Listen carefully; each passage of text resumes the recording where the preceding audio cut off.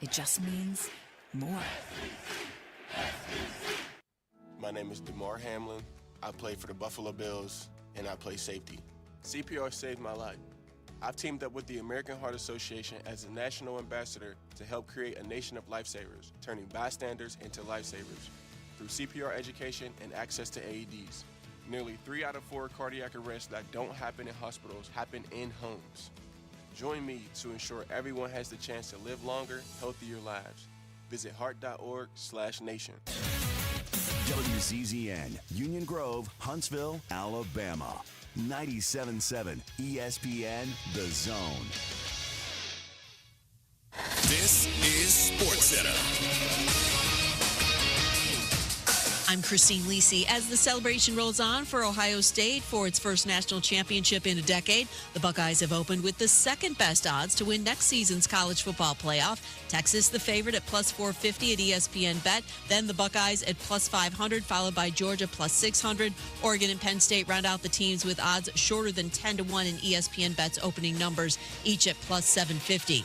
Tennis, Novak Djokovic continued his pursuit of a record 25th Grand Slam trophy by beating Carlos Alcaraz in 4 sets at the Australian Open quarterfinals. NHL Oilers megastar Connor McDavid will serve the first of his 3-game suspension for cross-checking tonight against Alex Ovechkin and the Capitals. McDavid and Vancouver defenseman Tyler Myers each suspended 3 games for cross-checks to the heads of opponents during Saturday's game.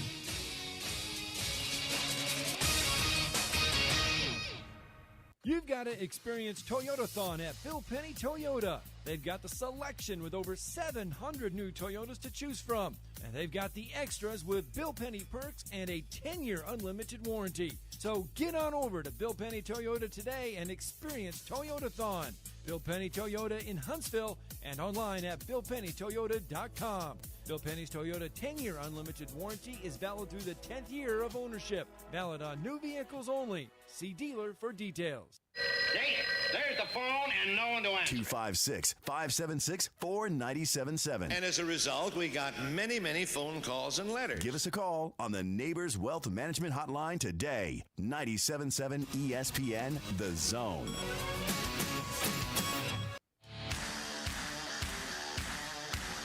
Joe Hunk, John Abraham, 256-576-4977.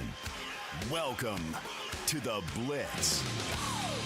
Welcome indeed. Sleep deprived but still alive. John Abraham, Cap Cool alongside the Joe Hunk here on a trepidatious Tuesday. Is that a word I could use here? Bro, you are so out of it right now. No, I'm right on it. No, exactly you are so incredibly out of it.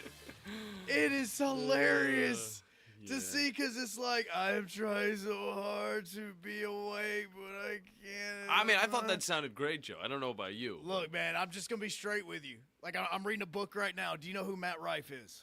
Yes, I know who Matt Rife is. So Matt Rife, I am reading his book right now. Why?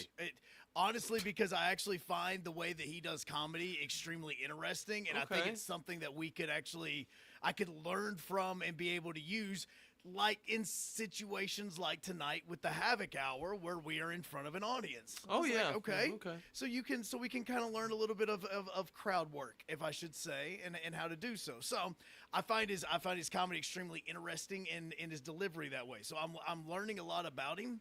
But he goes back, and in the beginning of every single autobiography or biography that you ever read, where do they start? At birth. Yeah. And so, like, he's going through his childhood, and he's like, look, man, the people that are going to be the meanest towards you are also going to be the most honest towards you, which are also going to be the ones that are going to be straight up when you need to hear it. I know you were trying, but we can all tell you're tired. I mean, yeah, but at the same time, this is the first time I'm getting to actually talk today. That's the thing. I was, sitting down, relaxing with Talking Ball going on, which, by the way, great show from them. If you guys missed out on it, go over to WZZN TV, and you'll be able to watch the entire show as they were on location at Bill Penny Toyota. Of course, Drew and Scott over there. But, no, all I do now, and I understand where Bandy was coming from. I come in here, freezing my ass off, mind you. It is extremely cold outside. I believe it was 19 when I left the house. It was 16 when I was driving in. Okay, yeah, fun. It was 16. I came in, I'm actually looking forward to coming into the studio so I can at least be warm. Yeah. All right. I was holding off on it. I was like, I don't want to leave my house because, it's going to be cold outside. I get my car started, then I take it. And then I'm just like rushing to get in. I'm like moving the keys because nobody's unlocked the door downstairs. I was the first one in the building. And Well, yeah, because you're here at like 6:30. yeah, and I'll be the first one out of here. You better believe that. Yeah. Well, yeah. So it's going to be cold for you, and it's going to be different. And now we kind of have to get you woken up and good to go. And so, yeah, I'm a little bit more awake. I mean, it's not like I actually probably went to bed earlier than you did. What time did you go to sleep? I tried to go to sleep at 10:30 just because the football game ended around 10:14, I believe. Yeah. Yeah. No, I didn't go to bed till midnight. Yeah, see, I try to keep my schedule good. Yeah. And sometimes it's weird. It doesn't make sense. I could fall asleep at like 11, 12 o'clock, and I wake up just perfectly fine at 5 o'clock. But other times, most of the times, it just doesn't even work whenever I'm falling asleep at 10, 10:30, and I try to be on a sleep schedule. I just either can't fall asleep or I wake up feeling like I just got hit by a truck. Yeah, and I think that second one's why we the day today. Yep. And it's okay because, again, you have plenty of time to chill out because I've kind of nominated John as our de facto videographer for the Havoc Hour. And he actually... Just this station in general. True. That is very true. But that means that tonight, 6 o'clock, Zambrewski's. We're going to be talking a little Havoc hockey. Yeah. Unfortunately, the guys last night, or I should say yesterday afternoon, lost 2-1 to Birmingham, and an extremely weird game. The game itself, as in what was happening during the periods of play, not weird. I like to take pride in the fact that in Huntsville we have like a chuck-a-puck, and we do some competitions on the ice and all that sort of stuff during intermissions. I know where you're going with this. I have no clue what on earth Birmingham was doing yesterday, because there were fish that were giving birth. There were Wait, they were giving birth? There was a guy that came out of a fish and is nothing but his boxers. What? There's a donkey that took a blower up the... Okay, that already sounded wrong. I don't know what they were trying to do in Birmingham, but it was just weird. I remember seeing some type of, I think it was a lion or something, just like having a seizure, I think, on the ice. Yeah. It looked like it. Not really, but still, just couldn't get up. There was a lot of weird things happening down in Pelham yesterday. And fortunately for the players, they didn't get to watch it because they were obviously in the locker room getting ready for the next period. But for a lot of fans that drove down, because there were a ton of Havoc fans that drove down to Birmingham for the game last night or yesterday afternoon, for them and for the ones of us that were watching on Flow Hockey, it was all just incredibly weird. It just was. So we're going to talk a little bit about that tonight at Zambrewski's. We all get going at 6 o'clock. And so this is a cool thing for you to figure out and to ask your favorite hockey player some questions. Here you can get autographs. We've got drink specials that are going to be happening. And all of that gets going around 6 o'clock. I don't even know yet which players are going to be coming by, just because the guys just got back last night after the game. So we're all still trying to figure everything out as we get going. But we are back at Zambrewski's tonight, and for the remainder of the hockey season, that is where we are going to be. After last week, we were at the VBC for the skills competition. And then after that game got done, everybody got home, and we all remembered there was a college football national championship game. And you know what? I actually will say this. Sometimes Tom will say things from 12 to 2, and you'll say, is he just exaggerating? Is this just Tom being Tom and kind of being over the top about it? But then when you get on X and you get on all your social media feeds and you start feeling and start reading this, hey, there's a national championship tonight. Does anybody really even paying attention to this? Do we even not care because, no SEC teams are in it? But it's hey, this game is happening, but at the same time, who cares that it is happening? Because it is so far after everything else. Remember, we used to get excited about New Year's Day football. It's like, hey, the New Year's Day bowl games, or we can't wait for these. You've got all these games taking place. This game happened on, let me check my calendar, the 20th of January. Like, it happened so far after everything else. And, John, I don't know about you, but just even watching the game last night, I had it on, but even having it on was like, all right, well, it's on. I'm just going to I'll sit here and watch it. It had nothing to do with the game because even though Notre Dame was getting blown out at one period of time and then come all the way back to make it a one-score game, it was a good football game. No, and it was, and it could have went down in history if we didn't see the Marcus Freeman kick a field goal with still like 9 minutes left. I was just thinking, you got to go for the points here. You got to try and score a touchdown because if you miss it, doesn't really matter. I think you could wait until later, of course, that's what they did, but you still missed the field goal with Jeter, who, if you guys know, throughout the playoffs he's been great, but throughout the season he was like, I think 50%, not that good. So you put it in the hopes and dreams of this South Carolina transfer and think that he's going to be able to get you some points. I would leave it to either Riley Leonard or the playmakers on this team. But no, I agree. It was one of those games that it's supposed to be such a big deal, and all the advertisements that we've seen throughout this, playoff season, it hyped it up to be something amazing. And although it was a really cool venue, really cool looking game with Notre Dame, Ohio State, very historical teams going up against each other, it just being at the point that it is during the year, during the playoffs for the NFL, there's hockey going on, there's basketball to look forward to. We finally get a break from the weekend, and then we're thinking about ourselves, oh, well, we still got some other stuff to do. It just fell flat. It did fall flat, and I'm glad that Notre Dame did come back in a way and almost made it a game. Oh, yeah, because you and I were texting. You were like, dude, they're about to screw up. There's a chance that Ohio State comes out and just finishes this thing off. Yeah, and it would have just been another instance of Notre Dame being overhyped all the way up until the national championship just to get blown out by the better team. And thankfully we didn't see that because out of the playoffs, I got to say, the semifinals, they got pretty good. But then getting into the national championship, if all of this season, this very long season, longest season in all of college football history, if it came down to a blowout football game, I would have been devastated. Well, and that's where we're curious about this because, I mean, in a way, it's like, oh, yeah, the college football season's over. But I think that for a lot of us, it's been like, all right, well, it's been over since about December 20th. Or whenever Texas lost Ohio State. Exactly. And I don't think is it an SEC thing? Like, I'm curious. Like, is it because there was no SEC team in? Is it because it was Notre Dame and Ohio State? What was the reason for it being so flat? Was it, because and I want to put the poll question out as well on 97.7 ESPN, which obviously we are also on ESPN Winchester, which means you can get in. It doesn't matter if you are in North Alabama, if you're in South Tennessee, at 256-5764-977.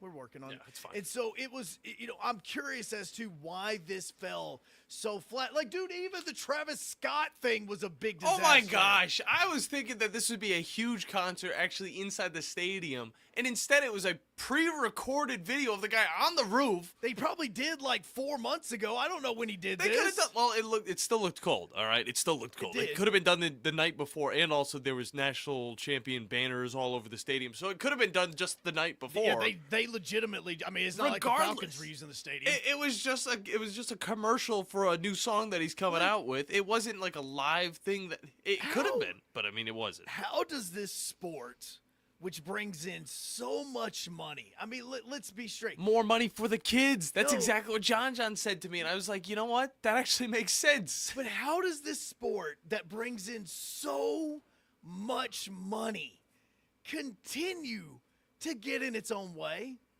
Like, look, at least with baseball, like, we know that the morons that are running it they are constantly screwing this up, and it's not like baseball is growing right now. College football is growing, and it's still also them making dumb decisions. Well, like, I don't understand how so many people that are in charge with all this money can continue to make bad decisions that affect the sport in a way where it's like, hey, look, I think I'm going to remember in 10 years. Yeah. Are we going to sit and remember this national championship game? Oh, there's a lot of games though that you might think back to and be like, do I remember that one? Do you remember? You probably do, but Auburn versus Oregon. I mean, I do just because I was in the stadium and I spent a ton of money trying to get to that sucker. Well, then I would remember that one as well. No. That was a bad example. No. What you're talking about is obviously the only reason we remember Georgia TCU is because of it was being a blowout. Absolutely. Like, if you remember the first national championship in the college football playoff between Ohio State and Oregon, but do we even with Alabama, do you remember every single second of every single one of the national championship games, even with Alabama? Like the 3 or 4 times that the Alabama and Clemson played in the national championship, like, you know what I'm saying? It was mixed between Georgia as well. I don't know, but that's what I'm saying is, like, there are some instances where you're like, oh yeah, I remember this, but I do remember that, but I don't remember this. I'll tell you right now, the one national championship that I continue to forget about right now, I could probably tell you anything about every single game in a national championship except for the 2021.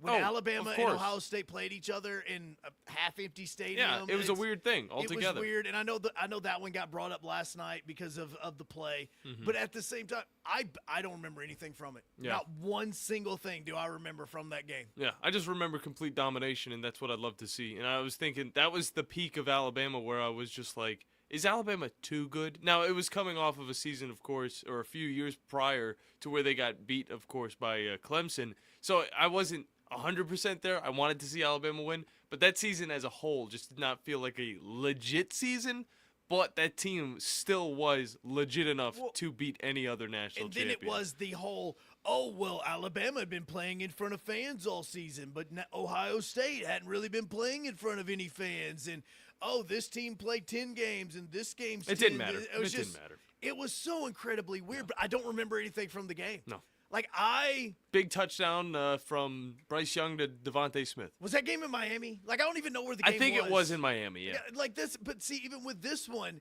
there are things that I'll remember, and coming up at 10:20, we're going to be joined by Rhett Bryan of Titans Radio.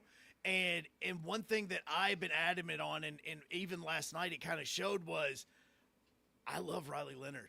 Like, I mean, seriously, the decision-making that man makes, absolutely fantastic. Yeah. It's like you can go back, and there's certain plays that even with him last night, and I know that Ohio State won the national championship, but if we're looking at this as far as what's going to be happening over the course of the next 3 months, and I know that there's going to be conversations, and one of those that we're going to have with Rhett is about, hey, what are you guys thinking about with the first pick of the draft?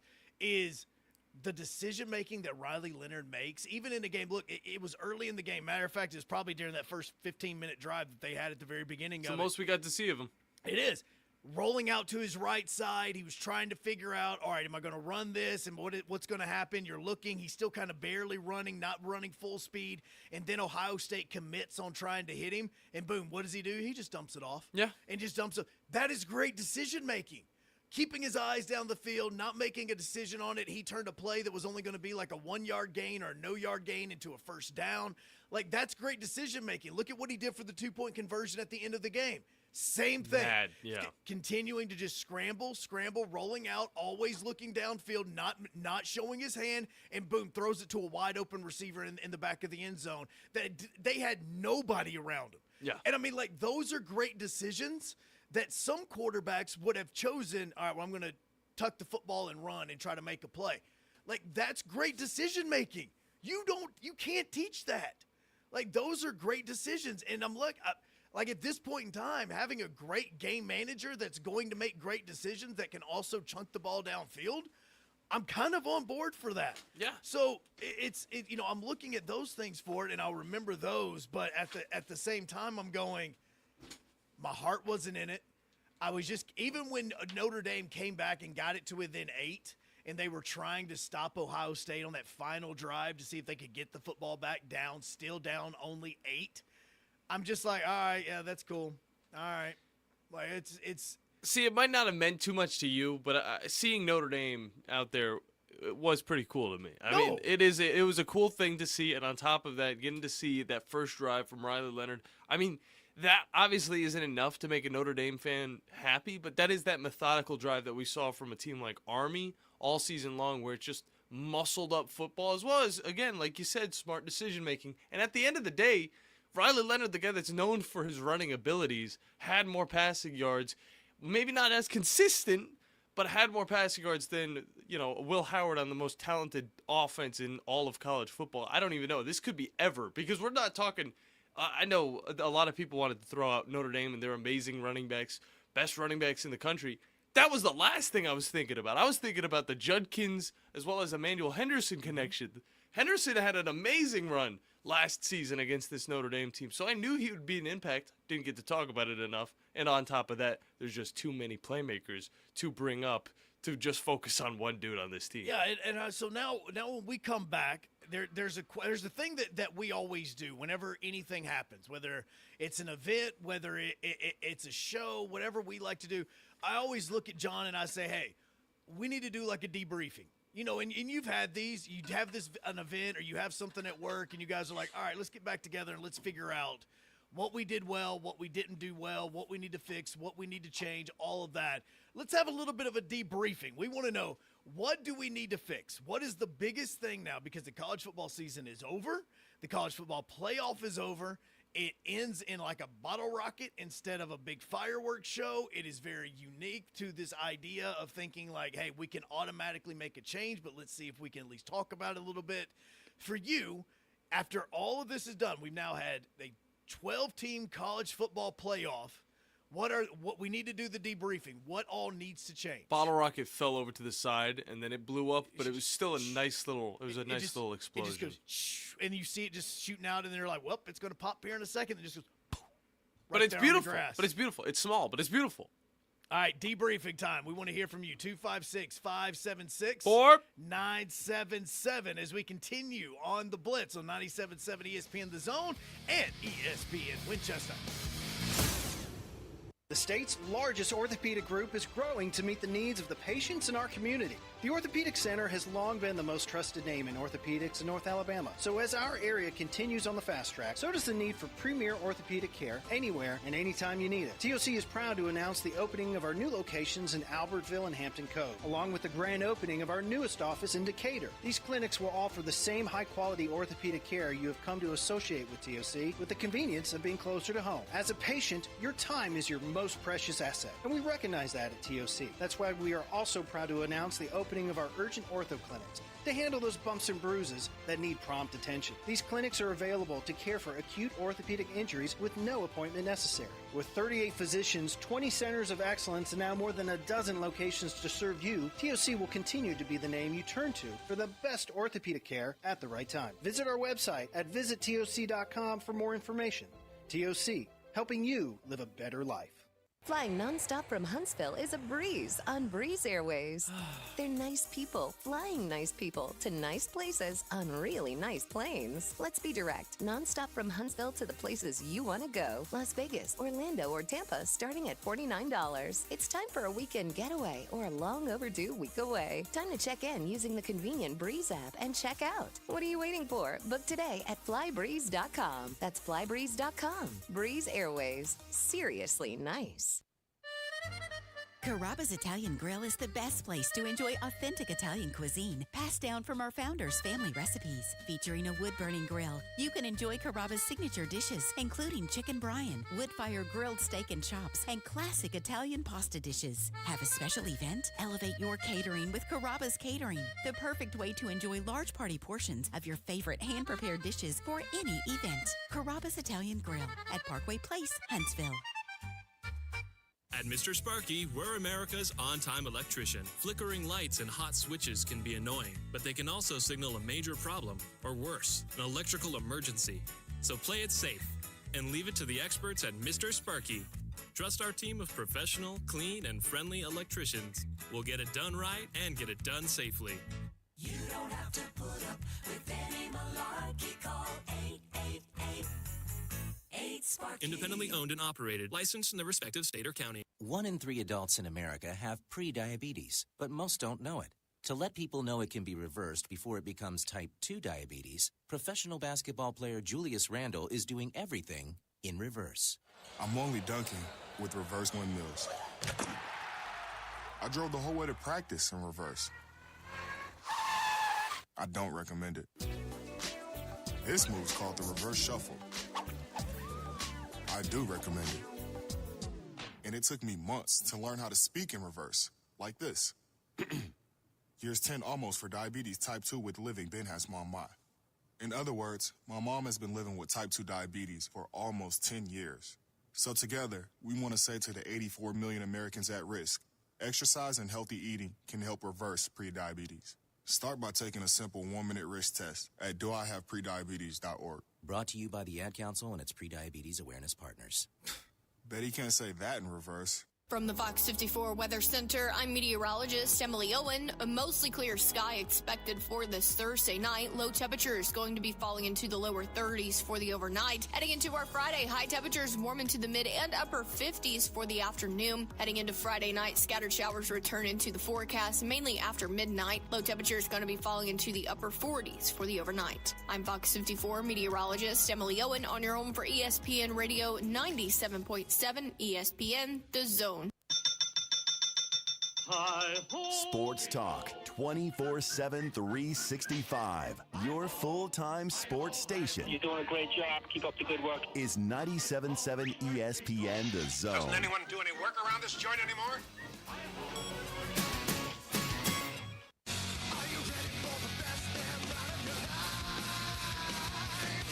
Hello, welcome back into the Morning Blitz.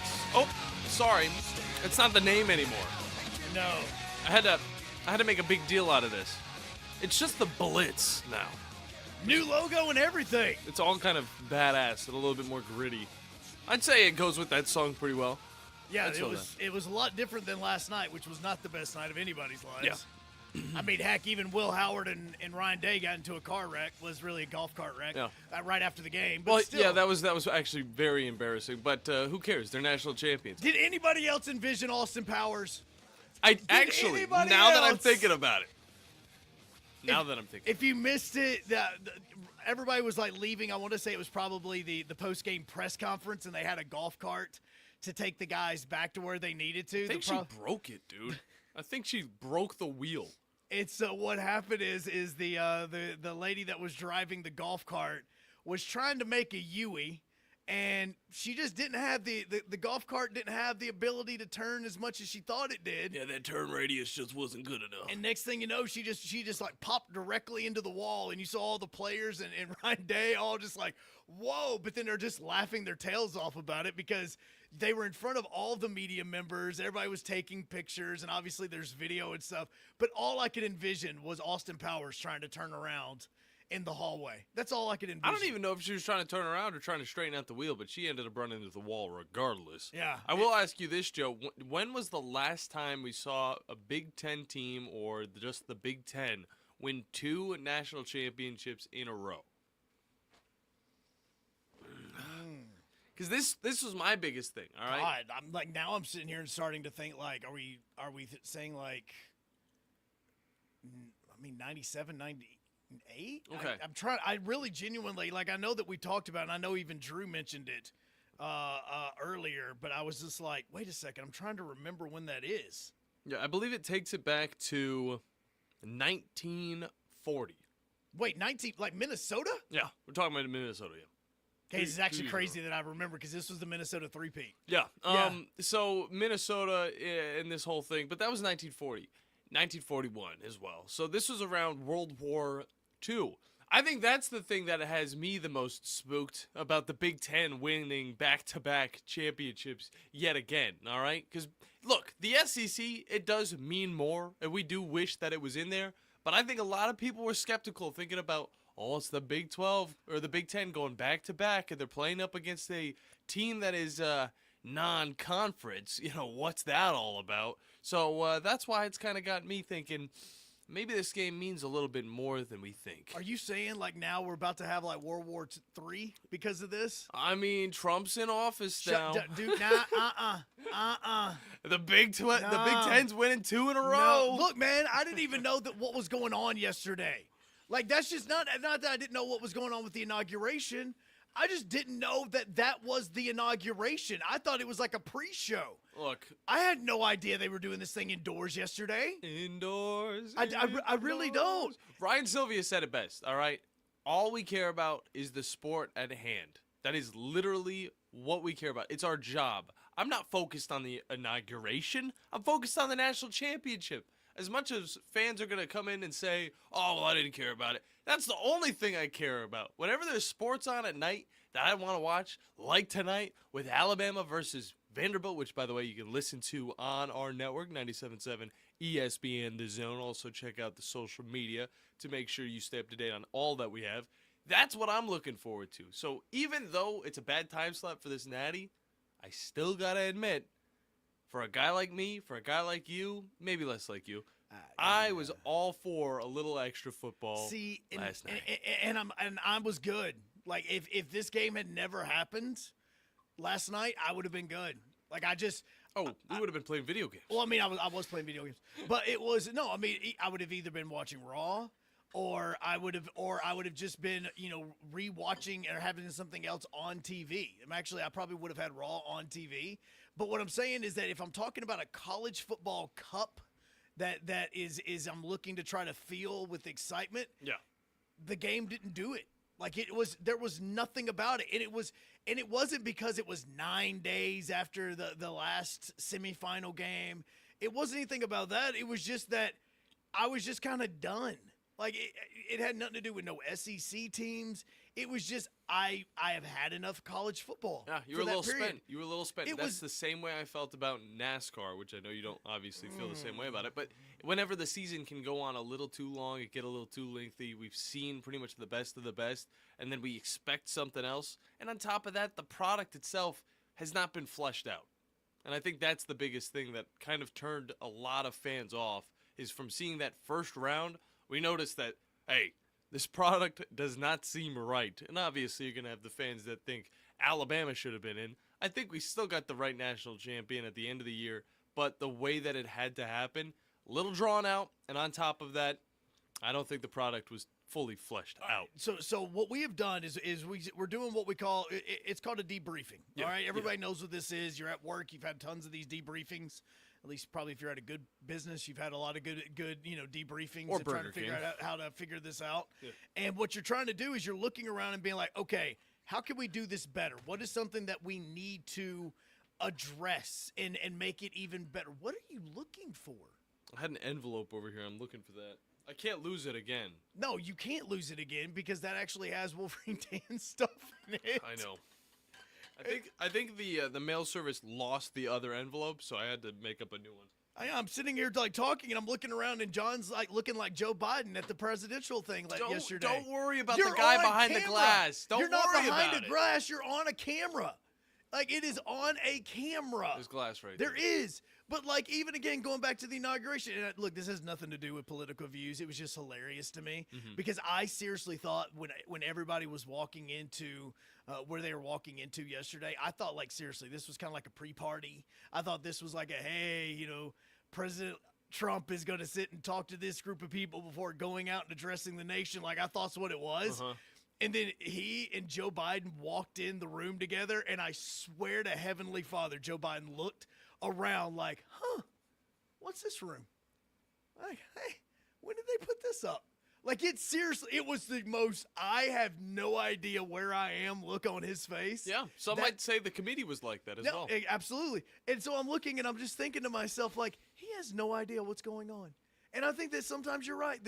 We don't have any of this. But with the debriefing, it's okay, what do we need to address? Because through the period of time when all of this has happened, we have had a few things that have been brought up as far as, hey, this needs to be addressed. But which one is the most important? 256-576-4977. Is the seeding the most important? How teams are looked at 1 through 12. Is that the most important? I'd give it. I was just gonna give it a 1 out of 10 rating. No. Fine. No. I'm giving you choices. This is one I put in because this is one of the biggest things for me. The location of the games.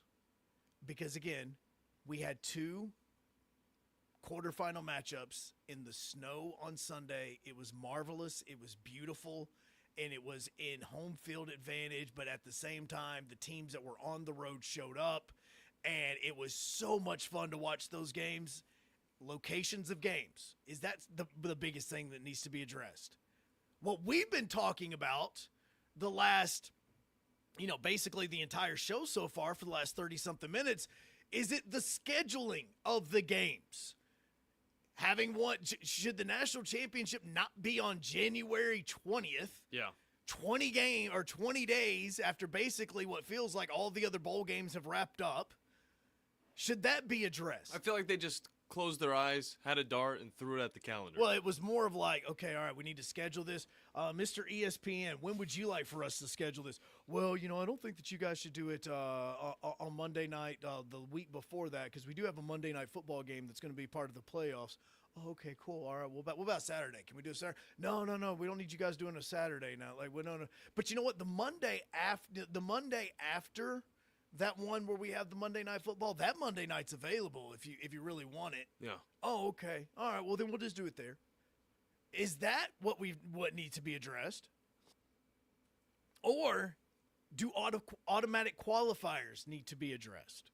Especially after what the ACC has talked about doing, which sounds asinine, but at the same time, you're like, well, I kind of get it.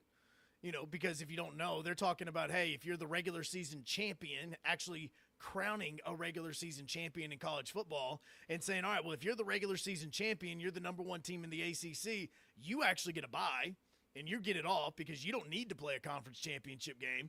And the conference championship game is now going to be for the 2 and 3 to try to improve their standing with the College Football Playoff Committee.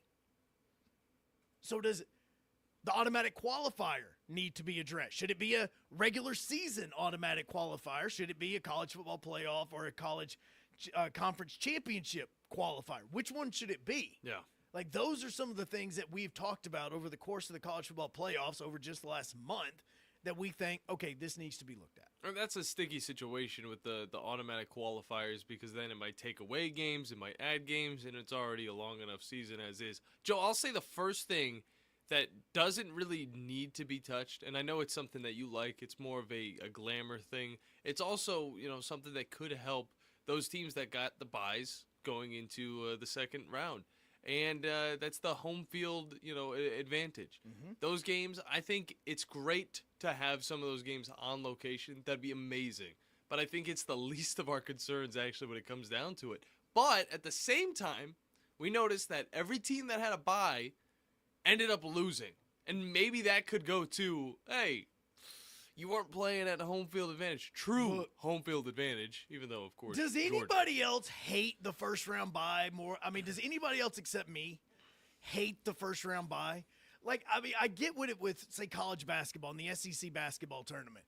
You get like a double bye and you get a single bye, and I get like that's different with basketball. But with college football and even in the NFL, I hate the bye. It rarely benefits you more than it actually helps you out. Look at the Lions. Every single year, one of the first number one overall seeds, I feel like, loses in their first game in the division round after the bye. Yeah. It always happens. And I don't know why that is. I don't know if it's because of the lack of play for that week, even though, it's just like the regular season, you're coming off of a bye, or what it is. But I just feel like the bye hurts you more than helps you. So should we add 4 more teams so that the number 1 seed still plays on the first week? They're just playing a 16 seed? Like, or they play the number 16 team in the nation? Like, do we do that? I mean, would we need to? Because there's 4 teams. It's not like in the NFL where there's just 2 teams, and you'd have to with add the in 12-team 2 more teams. Well, with the 12-team playoff, you see what I'm saying? Math hurts me right now. I know, it's okay, dude. It's early for you. Dude, you're still half asleep. What are you talking about? It's halfway through the day for me, okay, it's Joe. actually late for you. But you've been up since, like, dawn.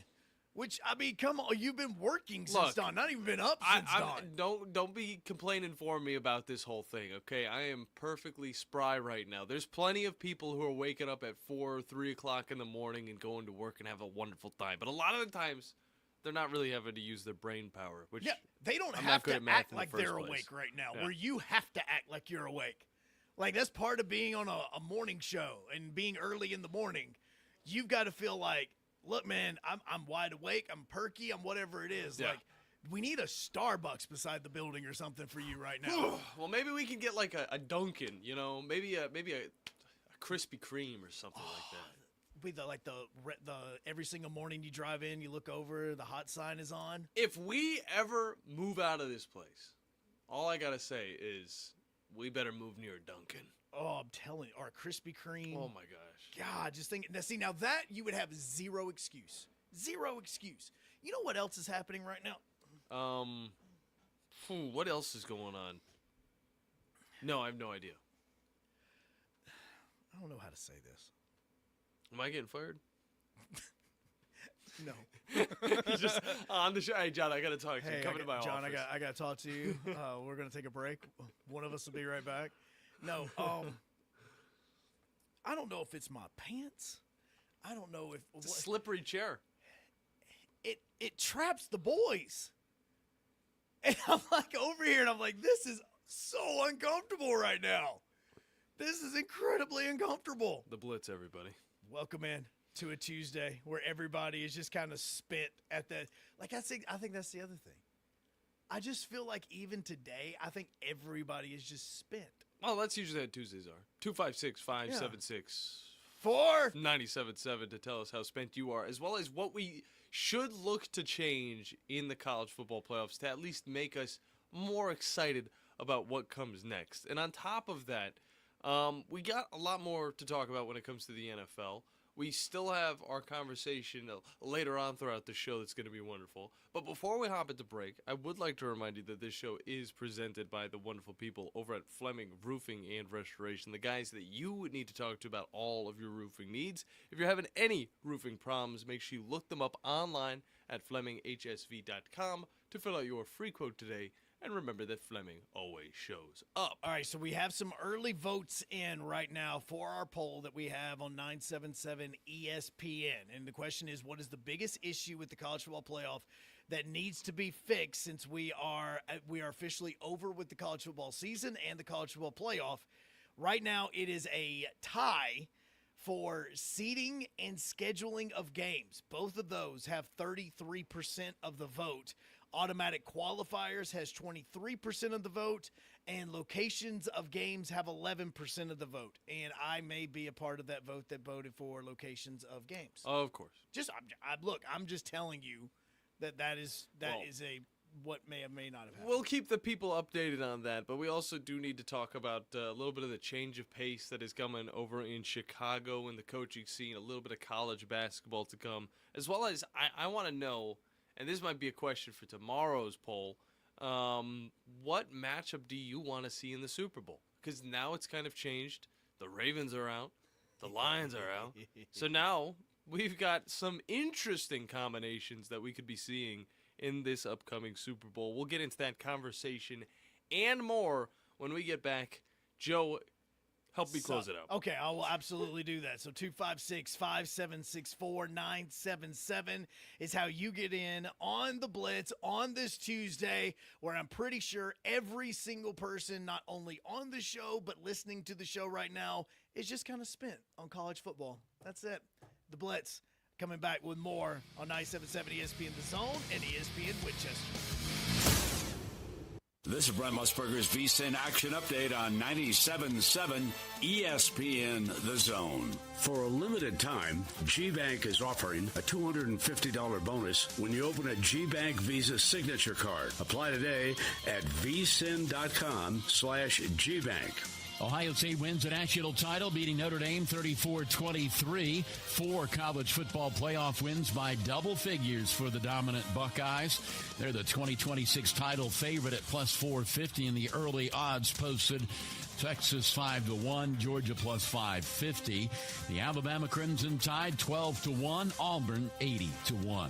College basketball today, Alabama hosting Vanderbilt at the Coleman Coliseum. The Crimson Tide, the 12-point favorite, total 170. Auburn off until Saturday when they take on Tennessee at home. The Volunteers today lay 7 at home against Mississippi State. For more, go to VSIN.com. Mike Sennett, 97.7 ESPN The Zone. Eagle Masonry and Installation. It's right there in the name. Eagle is your one-stop shop for block, stone, or brickwork, monument signs, and outdoor kitchens and fireplaces. Eagle also offers the finest craftsmanship and insulation, including fiberglass or spray foam insulation, and of course, insulation removal. Philip Love and his team have years of experience, bringing the region the best in masonry and insulation services. For more information and a quote, visit insulatewitheagle.com or call 256-755-1556. Eagle saves you time. Eagle saves you money. Orthopedics. You're thinking bones, muscles, and joints, right? Well, what else comes to mind? Maybe your spine, therapy, or an arm cast? What about sports medicine? What do you think about when you hear that? Are you thinking about the largest orthopedic group in the state, caring for the most student athletes in North Alabama?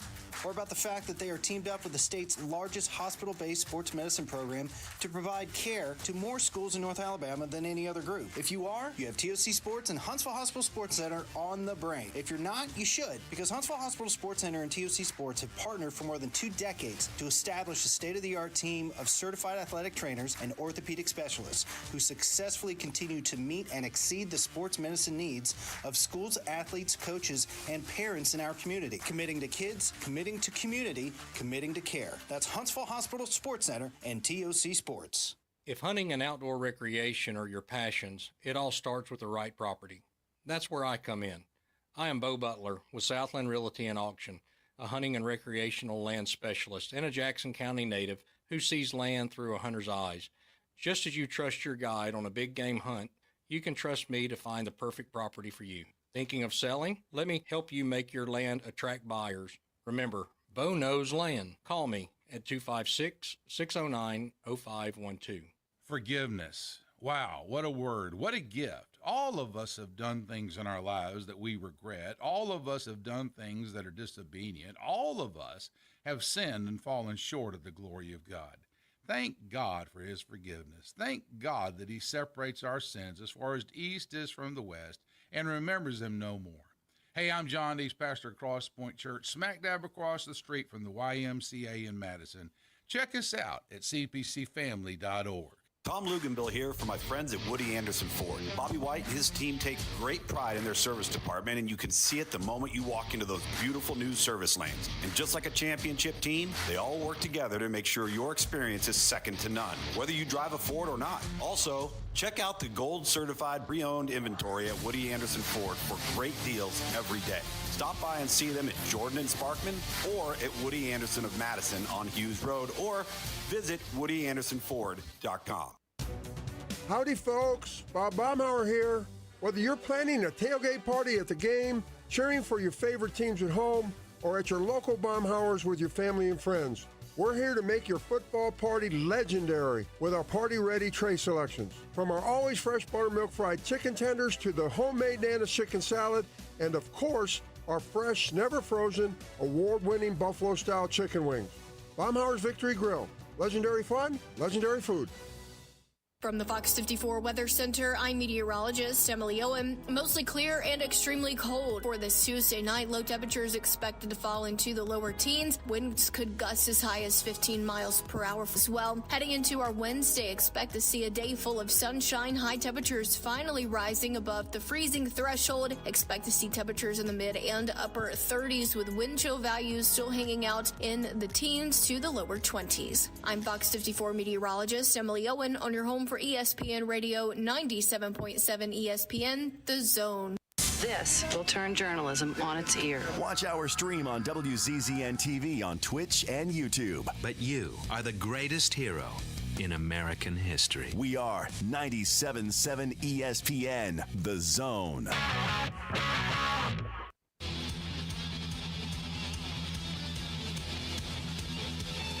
I don't care what Joe says. I had a lot of fun last night watching this game while also playing Minecraft, while also cooking dinner, while also doing like 1,000 other things at the same time. But I gotta admit, look, it wasn't a terrible game, and it was nice to see. I mean, I feel like you can't miss the national championship. That's the thing that goes through my mind, as we saw plenty of weapons from Ohio State as they were able to just dismantle the Fighting Irish. And I know there's a lot of people who want to discuss a little bit about it, but it's mainly about how we can fix it moving forward, and we throw out some questions for you. But, we're going to get to it. Yeah, no, and we have a poll question out right now, 977 ESPN, that says, what is the biggest issue that the college football playoff needs to fix moving forward? Seating, locations of games, scheduling of games, or automatic qualifiers. Yeah. Seating has taken a lead now with 50% of the vote. Nice. Scheduling of games is now up to 22% of the vote. Automatic qualifiers is at 17, and locations of games are at 11. Before we get to the phone lines, the final college football AP poll is out. I think we all know who number 1 and number 2 are. Alabama, and give me, I'm going to say Ohio State and maybe Oregon. Throw them in there. Okay, all right. So you've got 2 of the 3. Okay. On there. Ohio State is number 1. Notre Dame is number 2, the team playing in the game last night. They should probably get bumped down a little bit farther than that. Oregon is number 3. The weirdest part about this, and we have not seen this in so long, I have to go to row 1, row 2. What are you talking about? Row 3. You skipped Alabama, right? Row 4 is where Alabama is, and that is 17th in the country. I go to row 5, and Auburn is still not on there. 256-576. 977. Jeremy, welcome into the Blitz, man. How's it going? It's going. Look, I think that I honestly feel like next year they could fix it. They can change the seeding. They could also change the second round. I think the second round should be played at home. Mm-hmm. I think if you get a bye, you should be rewarded with a home playoff game. Yeah. That's it. But they could also do something about this schedule. I think this is just the national championship game they need to look at. Don't play it on Monday night. Play it on Thursday night. Play it on a Thursday night. The week for that, this past Thursday night would have been a great night for that football game. I mean, it would have been perfect. Nothing else going on. Nothing else. I mean, you had a lot going on this weekend that kind of took away from this ball game. And this ball game didn't need anything taken away from it because it was that good it was 2 good teams and it was a good ball game. I mean, you had to stay in it and watch it the whole way. To get, to see it get a little closer, but that's my thoughts on that. Now, my question for y'all is this: what the crap was that all over the quarterback for Notre Dame's face? Wasn't it eye black? I mean, it was just like a messy eye black job. Yeah, Well, no, but it wasn't even near his. Where it should be. It was on the side of his head. Well, on top of that, he's not playing outside. He's not having to really deal with the sunlight. He's talking about how it's just kind of like it was just on the side of his face. He said it was lazy. He slapped him. He got slapped before the game. It was on the side of his face. You're not wrong. I mean, I saw it and I looked at it, but at the same time, it didn't click with me as to why was it the way that it was. Like I mean, the field's not going to give you that. Like and it looked like I thought he might have got hit. That's what I was wondering. Was a bruise. And I thought, well, I'm glad Oprah Winfrey don't have her show no more because that'd be her first question, like she did Drew Brees. Hey, what's that on your face? Yeah, exactly. But it was confusing to me because nobody talked about it. Nobody. Well, you know what I think it is? I think I also know exactly what it is. I think I figured out what it was. John, what is the answer? Okay, so he regularly has a little cross on his cheek, and I think on that first drive where he ran the ball 9 times and probably sweated all the way off, it just kind of, and also his face got smushed against the ground multiple times. I think it just mushed into his hair. And what I was about to say is I thought that what it may be is that you have the cross like you were talking about, but I also remember the end zones are black as well. And so I was wondering if at some point in time during that, if he fell in the end zone, because I'm looking at a fresh picture right after he scored the touchdown, and the whole left side of his face is just almost completely black with whatever it was. But no, it's a good question. Let me ask you this about him. Did y'all, when they would show him close up after that first quarter, second half, man, he looked like he wasn't there. I mean, there was times where they showed him and you just look at his eyes and he just kind of looked like he got rocked. And it was like, I think he gutted out to be honest with you, in a losing effort, I think he should have been the MVP of the game because he gutted it out.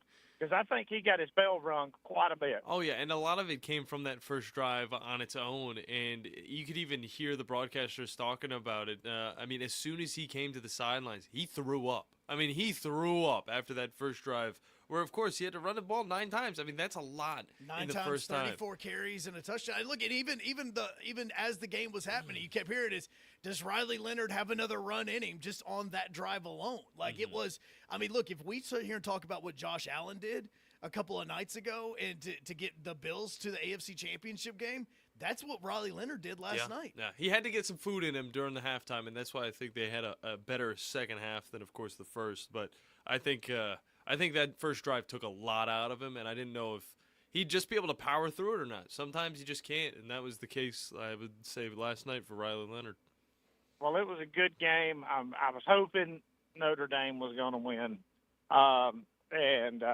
If you watch the Pat McAfee cast on ESPN2 and we're pulling for Notre Dame, you probably quickly switched back to the to the traditional broadcast because there was no unbiased calling. They were pulling for Ohio State, every one of them. I was about to say, wasn't A.J. Hunk on that? Yeah. Yeah, I was about to say, he's an Ohio State guy. Like, people are getting upset. People are getting upset, Jeremy, because of Kirk Herbstreit and the fact that he started crying and started getting teared up after the broadcast. And then I'm like, because his alma mater won. I mean, come on. No.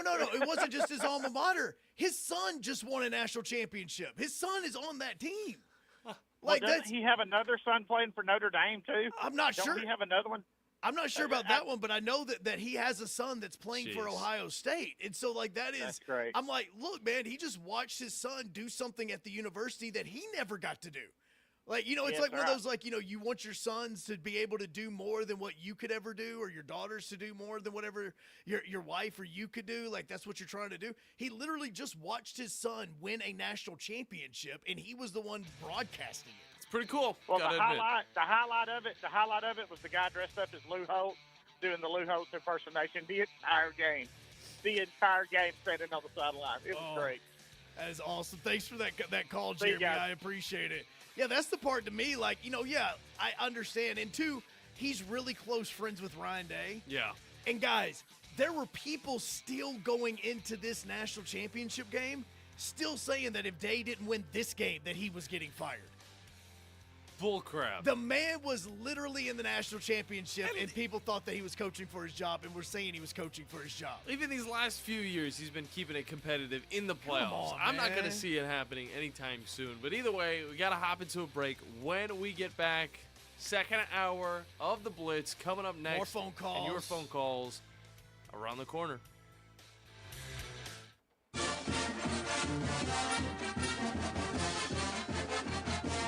From the University of Alabama, this is Crimson Tide Today. It's daily update on Bama sports and is brought to you by Everwood Treatment Company, the official treated lumber of Alabama athletics. Everwood, wood treated right. Hello again, everybody. I'm Roger Hoover. On Sunday, Alabama women's basketball posted an impressive victory at Arkansas, defeating the Razorbacks by 32 points. Head coach Christy Curry joined us on the radio after the win. Coach, Roll Tide, a complete team effort today in Fayetteville. Absolutely. Just, it's hard to win on the road, man. I could not be more proud of the preparation after a tough Thursday night to come back to work Friday the way they did. I was a little concerned. We were extremely sore and tired on Friday. Saturday, the preparation, Pauline Love did an unbelievable job with the scout. Every win in this league on the road, it's hard, man. Great crowd in here today. So proud of our team. 4-2, and the chance to come back home and get some rest this week, and still not too much. I mean, we got to keep our feet under us and do the right things and get ready for Vandy at 1. We need a huge crowd in Coleman on Sunday. I'll have more in a moment.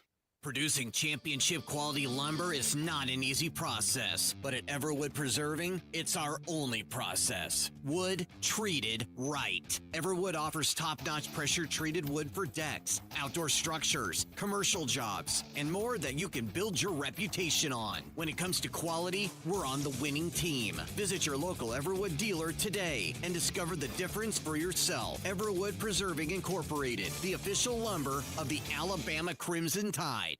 Join us tonight for Alabama men's basketball against Vanderbilt. Tip-off is scheduled for 6 p.m. inside Coleman Coliseum, with our coverage of the network beginning at 5 p.m. Crimson Tide Today is brought to you by Everwood. Crimson Tide Today is a production of the Crimson Tide Sports Network from Learfield.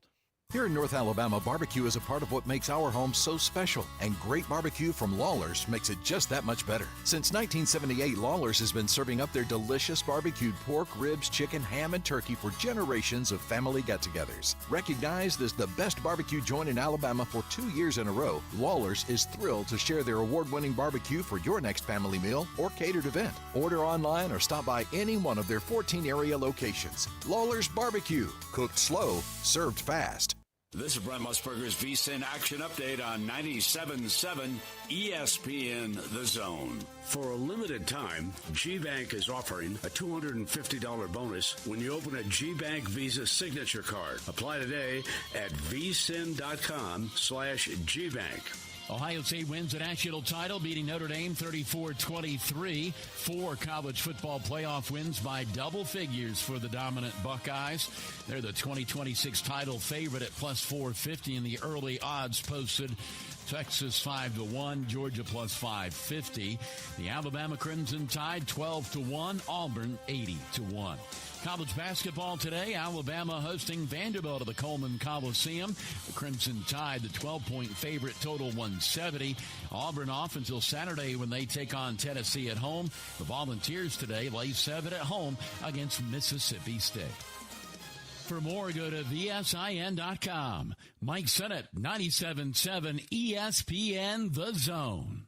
From the Fox 54 Weather Center, I'm meteorologist Emily Owen. Expect a mostly cloudy start to this Tuesday. By the afternoon, it looks like we'll be seeing a little bit of sunshine. High temperatures only going to be warming into the upper 20s. Heading into Tuesday night, we'll sit under a mostly clear sky. Low temperatures falling into the lower teens. We could potentially see wind gusts as high as 15 miles per hour. I'm Fox 54 meteorologist Emily Owen on your home for ESPN Radio 97.7 ESPN The Zone. Log on today, 977ESPN.com.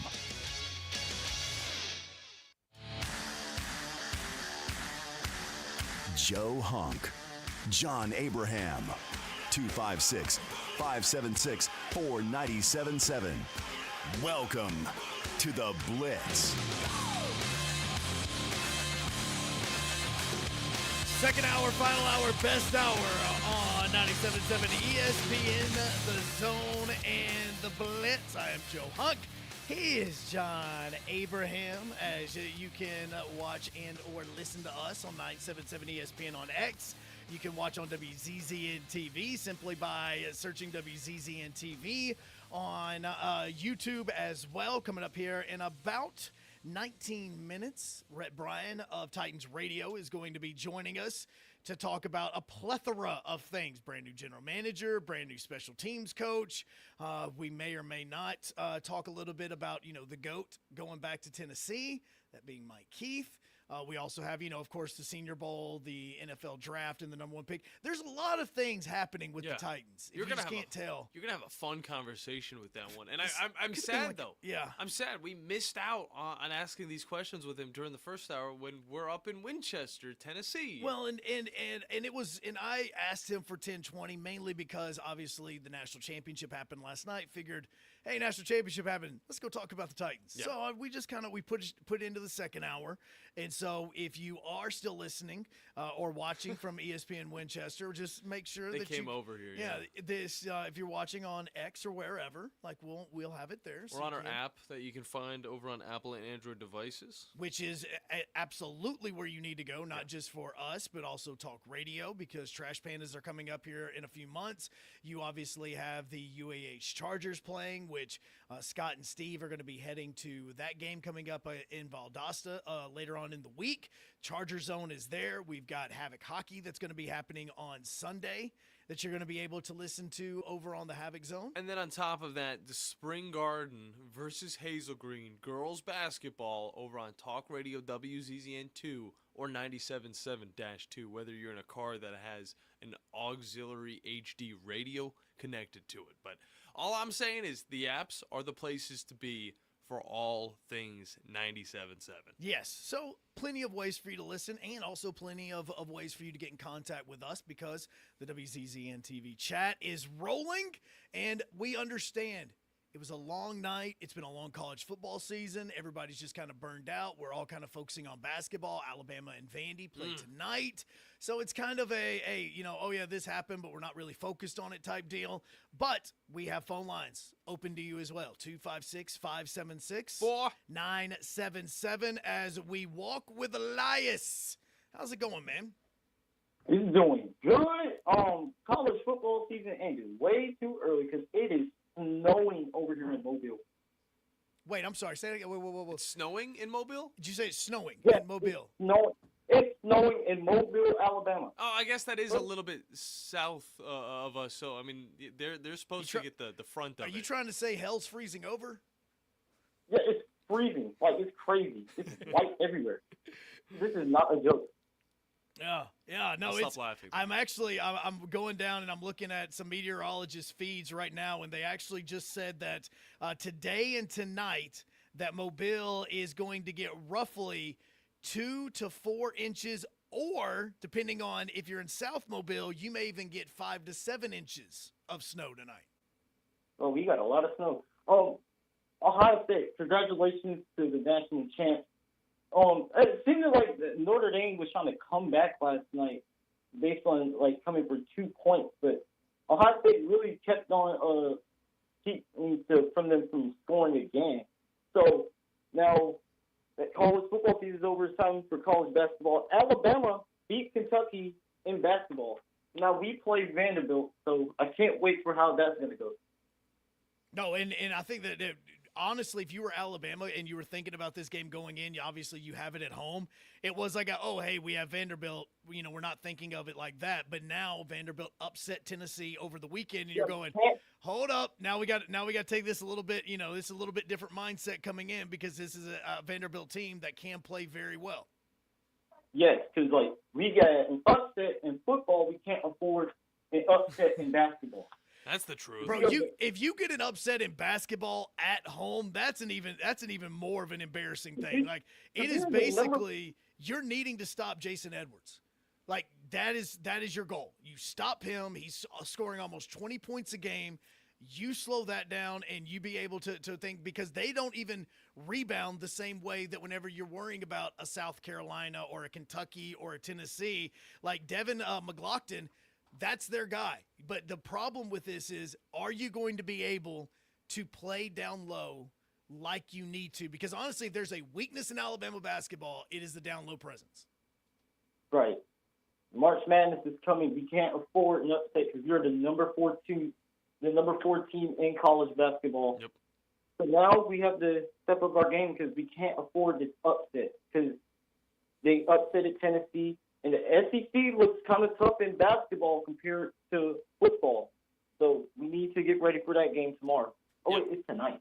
Yeah, it is tonight. And, of course, you listen to it on 97.7 ESPN The Zone. But I look at this game, and I see for Alabama not to overthink anything. I think you look at that Tennessee-Vanderbilt matchup, you learn from that, and then you take it into this game, and you think getting a win here is going to boost our stock that much more, just because getting a win in the SEC play is one thing, and then getting a win against the team that looks like they should be in the top 25 is yet another thing. So that is definitely a huge thing for the Crimson Tide to take advantage of. Yes, you're right. Hey, by the way, Elias, Drew just shot us some text messages of photos from Mobile and Louisiana of snow that's already falling. And what's crazy is right now in Baton Rouge, Tiger Stadium is covered in snow. Yes, and South Alabama, Hancock Whitney Stadium is filled with snow. Yep, they are covered in snow right now. Like, that is wild that is the case right now, that there is snow that is falling on the Gulf of America, Mexico. Gulf of America, Mexico, yeah. Whatever we're calling Donald Trump it now. said it. Yeah. I didn't. Yeah, we have a transocean. Got anything else for us, Elias? Thank you. No problem. Good stuff from him, man. This is what happens. This is what happens when you let me talk a lot because you're sick right now, or you're tired, or you're sleepy. Or I'm none of the other. You're just you're talking sleepy. a lot. Did you take your meds, Joe? Yes. Took me a second. but I Bama remember. Brad Yeah. on the other side. Yeah. Bama Brad, Bama how you Brad. doing, man? What's going on, guys? Let me see if I can get this show back on track. Thank I you. think one Good of you luck, had buddy. too much coffee. One of you's had too much coffee. Another one hadn't had enough. Yeah, I've got my amino drink right here. I'm about to Jeez. sip on while you talk. I hear you. Hey, a couple of things. I'm going to bounce around like my friend Wolverine Dan does, so stay with me here. As far as the interest in the national championship game, let's just be honest, Joe. If it was Auburn in it, was Alabama in it, was Tennessee in it, if it was an SEC team in it, we would have had interest. We wouldn't have been burnt out. Same thing that the Big Ten folks have been going through for years up there, decades. So that's 90% of it. As far as the playoffs, the guy called in earlier said Thursday. Let's face it, these games, NFL games and big college games are a social spectacle. People like to get together, watch the game, have a few drinks, enjoy themselves, and socialize. The game needs to be on a Friday night, so people don't have to worry about getting up and going to work the next day, and it doesn't interfere with the NFL. It gets everything kicked off. That's my opinion on when it should be played. And as far as who's in it, the Big Ten and the SEC are going to split off before long. It's coming, and there's going to be, a major championship between those two teams or two leagues. But before that happens, I'm thinking, what about a 24-team playoff? And so the top 24 teams get in. They're computer ranked, and they're not put out until like 3 or 4, 5 maybe weeks before the season is over. So there's, that takes the bias, the committee out of it. You put the metrics in the computer and let the computer decide who the top 24 teams in are, and nobody can argue about it. I like what, that's just. I like what you're saying about the day and the place for the game to be on Friday would have been perfect, but I feel like it's traditionally been on Monday, which might not be the right thing, but it has been the thing. So that hasn't changed in any years. But I will say this. How many games are we trying to make this season go for? Because 24 adds on, I would say, another 4 games for each of these teams to play. So that's when it gets to the point where this is past an NFL season, and they're already looking to play 18. Well, I mean, they're playing 18, and they're getting paid just like these guys are. So what's the difference? They're not student athletes anymore. They're professional athletes. Well, and see, for me, I think what it does is I do think that the time that it was, like, even if it with being in January, I think the difference in, hey, this game was, you had games on Thursday and Friday night of last week, and then we had to go an entire week without college football, and now we're doing it on Monday.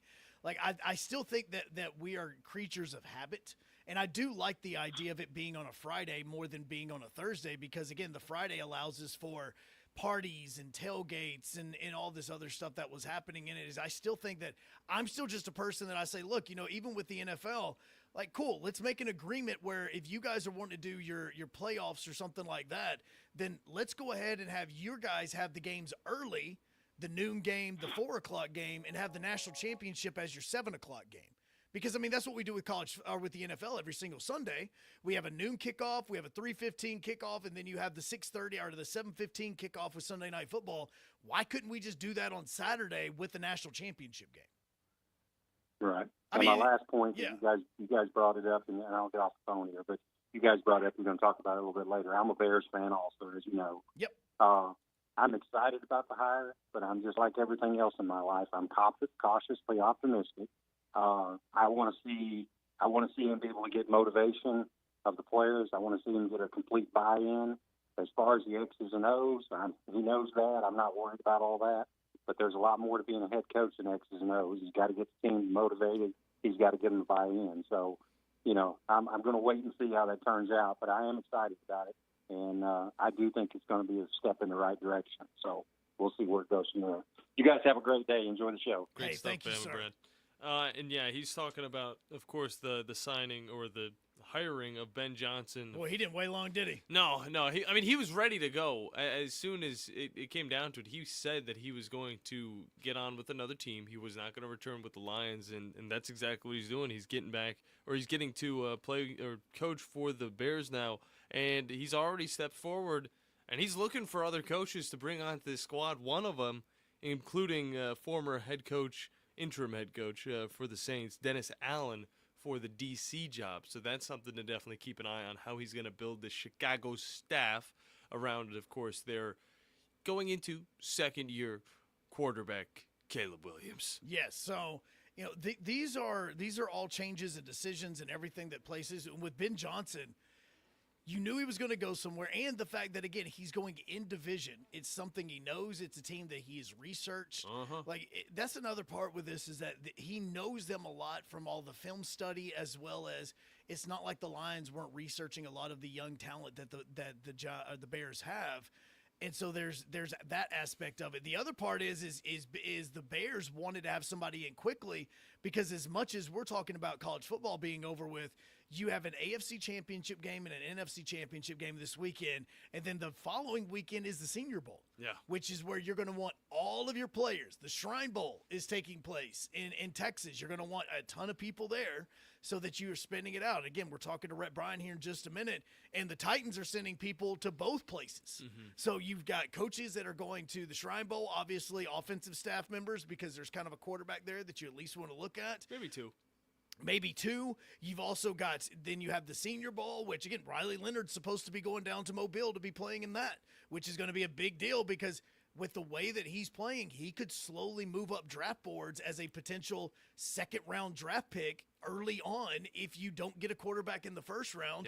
Because, again, his decision-making is fantastic. His arm is great. His ability to run the football is awesome. It's just that he's not sexy like Cam Ward. He's not sexy like Shadir Sanders. Well, he's sexy in the fact that he's kind of similar to Josh Allen, and he has gone to those smart schools where you're going to learn how to make the right decisions. Duke, I mean, that already is one of those schools that kids strive to go to academically. On top of that, Notre Dame. I mean, this kid, he's going to be smart, and that's the one thing that a lot of people are going to look at that will overshadow the values of him in the actual quarterback position, and we could see him bump up. I don't see him any later than, I would say, a third-round pick. I don't see him any higher than a third-round pick, but I would see him right in the middle. If anything, a team maybe jump on him before somebody decides to snag him before it's too late. Yeah, so those are some of the things with at least the Bears side of this in hiring Ben Johnson. It sucks for Lions fans, but also, again, we talked to Wolverine Dan yesterday. Like, every Lions fan knew that Ben Johnson was going to be gone. And it is and now it's even like it's going up on Good Morning Football, how the deal is getting finalized and he's trying to get everything in order. It's because they need him there so that he can go ahead and start doing all the things that he needs to get this Bears team ready to go for the draft. Like, that's the part that for me is you're talking about the National Signing Day with college football, spring practice is going to be coming up, all of that. But, the same thing kind of happens with the pros, just kind of in a different light. No doubt about that. We got to hop into a break. Yeah. But when we get back, we're going to be having a nice little conversation. Yeah. Joe? Yeah. Good friend of yours going to hop on with us? Absolutely. A great friend, an amazing person as far as he's the executive producer for Titans Radio. He is the game day host of Titans Radio, and he is one of the best people in the world that I have ever come across as far as a human being is concerned, and that is the one and only Rhett Bryan of Titans Radio. Joins us next on The Blitz on 97.7 ESPN, The Zone.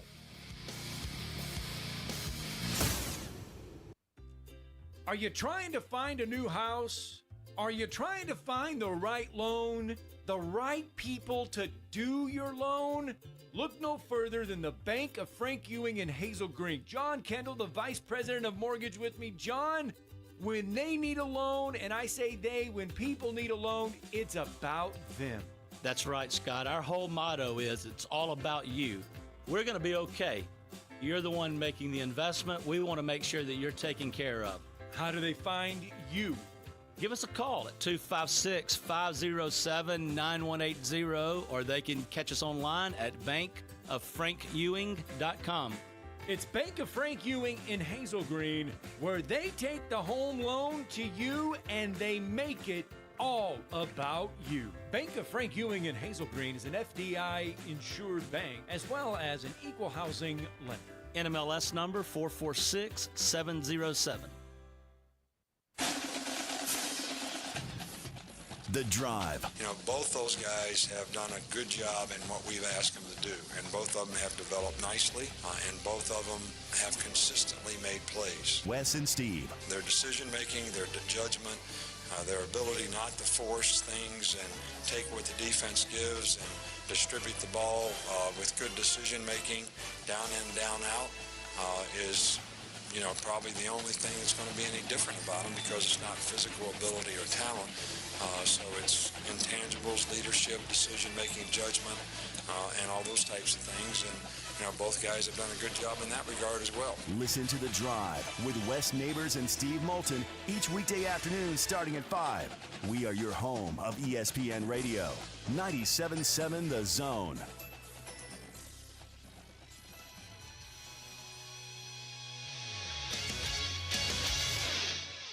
Let's talk about the X's and O's of family entertainment.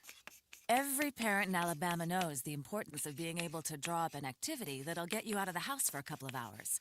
But it needs to be affordable. It needs to be family-friendly. Above all, it needs to be fun. Now, let's talk about high school sports. Bang for your buck, school sports provide the perfect game plan for your family. You'll enjoy all of the drama and excitement competitive sports offer. You'll be supporting the future leaders of our community in a meaningful way. Best of all, you can take the entire family without breaking the bank. Heck, you won't even dent it. Now, enough chalk talk. Let's get out there and see what's playing at the high school in your community. School sports. Good for our kids, good for our community. This message presented by the Alabama High School Athletic Association and the Alabama High School Athletic Directors and Coaches Association.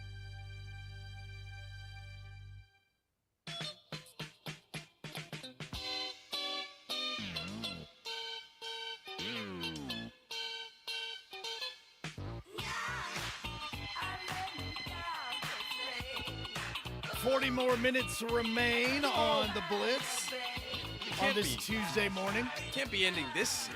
No, well, I mean, you know, when you don't have a 2-hour show, it kind of goes where it's just starting and then it's just ending. It's kind of one of those things. But always, doesn't matter if we're just getting going or we're about to be wrapping up, we are always brought to you by Fleming Roofing and Restoration. The guys you need to talk to about all of your roofing needs. If you're having any roofing problems, make sure you look them up online at FlemingHSV.com to fill out your free quote today. And remember that Fleming always shows up. He is John Abraham, who only lived for 1 month in the state of New York and has a New York accent, but somehow just went British on us. That's really unique. Dude, I can be whatever I want to be. This is 2025 we're talking about. Well, if you want to be one of the gurus in the NFL draft, you're going to have to outdo the man that is about to be joining us right now, because it doesn't matter if it is Titans and or not. Ooh. Rhett Bryan, I promise you, you could name a player in this year's draft by the time we get to the NFL draft, and he has done research on them, because him and Coach Mack do so much work going into this, and I know that they have gotten going. But Rhett Bryan of Titans Radio joins us right now. And Rhett, first off, is this week a little bit slower for you? Because I felt like last week it was almost every day something was happening, man. Like every day something kept happening, right? Well, I mean, yeah, you could say that. I mean, we have an official press conference yet to be announced for the new the new general manager of the Titans, Mike Borgonzi. And then news broke yesterday about a new special teams coach that has not been official by the team. But if that's what it is, that is huge. And John Bones Fossil becoming the special teams coordinator. So, I mean, there's that. But, yeah, I'm really doing prep on Senior Bowl and all of that stuff, because I'll be in Mobile next week. You will, and let's start with Borgonzi, because I think that a lot of us, when the Rand Carthon news came down that he was being let go, it was a punch in the gut. I know that we've all gotten really close to Rand and obviously hanging out with him, and just more of a personal level, we all love the guy, and so it was kind of a, wow, I can't believe they're doing this. And so a lot of Titans fans were extremely upset, but now we see who they're bringing in as the general manager. What about this hire should Titans fans be going, okay, all right, now I'm starting to get kind of back on board, even though Rand is not there, that we're moving in the right direction? Well, first of all, Hunk, here's the thing. When you look at, we haven't heard from her, but if you look in those statements that have been released when they relieved Rand Carthon of his duties and have been in this search. Amy Adams Strunk's quotes in there. I mean, there's been so much about win-loss record, which is what this is. It's a production-based business. 9-25 in the time that Rand was there is what was kind of burning in her mind. And listen, I'll be the first to tell you, it's not all Rand Carthon's fault. The roster that he inherited and what has happened in the time since. But Rand will be fine. He will land on his feet, and he's enjoying his time with his family. But when you started looking at, they did 10 virtual interviews, and they went to candidates of the final 6, all in person, and they were doing 2 of those a day and just going through those every day last week. What was the one common denominator? 4 of the 6 were with organizations that are in the playoffs or are consistently winning machines in playoffs. When you're talking about Terrence Gray from Buffalo Bills. But Mike Borgonzi always stood out because if you look at his history, I mean, he joined their organization in 2009, and he'd been through a couple of general manager changes, stayed through all of that, and has been Brett Veach's right-hand guy since he was promoted back in 2021. And if you go back and you look at some of the articles about the vetting process and looking at how they got Patrick Mahomes and what they looked at versus the red flags on his production in college and what he was doing, you know, when you start looking at thumbnails and projections and grinding film, I think he was one of the handful of guys that was instrumental in bringing him in. But you look at also a few years before that, you know, they took Eric Fisher as the number 1 overall prospect when they didn't like the quarterbacks that were in the draft. So, I mean, we don't know what his exact style is going to be when he gets here, but he has a hell of a resume and is certainly qualified for the position. And I think he'll bring a wealth of knowledge to Brian Callahan and to the organization for sure, because, you know, talking about 3 world championships, and they're working on a 4th one right now, the first ever 3-peat. So a question with this is obviously you just mentioned it. The Chiefs are still in the playoffs. If they make it to the Super Bowl, would he be splitting duties, or is he fully on board with the Titans now? No, they've announced him as the next general manager, and so he is boots on the ground here working on his stuff. I'm sure that because of the timing of this, he has switched gears, and he is in Nashville, or certainly on his way to Nashville to plant himself there. I don't think he would be anything left with Kansas City. He would be with them in spirit, obviously, but he's the general manager of the Titans. And Rhett Bryant of Titans Radio joins us right now, 97.7 ESPN, The Zone, and the Blitz. And you mentioned the John Fossil thing, and I know that a lot of people in Nashville, a lot of Titans fans were looking at this going, look, like, I know that the team wasn't what we wanted to be, but I bless it, the special teams was so annoying. And so the making the change from Colt Anderson to John Fossil, and you talked about it's a big hire, but for people that don't understand why, explain why getting a guy like this for your special teams coach was such a big deal. Well, I'll preface it with this. Obviously, nothing official from the team yet, right, but all the national pundits are reporting that this is taking place. We don't know what has happened to Colt Anderson in the same sentence. So we'll see, I guess, what all that is. But John Bones Fossil, first of all, you mentioned Coach Mack. He knows everyone. Well, he's known Bones for a long time. They worked together in St. Louis with the Rams, and then the move to Los Angeles all those years. And he would be the person that could tell you the most about John Fossil and what a quality person he is and what an unbelievable special teams coordinator that he is. And when you look at the final numbers for the Titans, 22nd in kick returns, 28th in punt returns, and then the protection issues that it started the season with, and all of those things. I'm not saying that he's special teams coordinator Jesus, but he's going to heal a lot of stuff. And his eye for talent, that is where he will make a difference. Prime example, like the Dallas Cowboys are going to be sick that he's leaving, because you're talking about he took Cavante Turpin, an undrafted guy who had played in the USFL, and now he's an all-pro. I mean, so his returners, his gunners, he has a knack for this kind of stuff.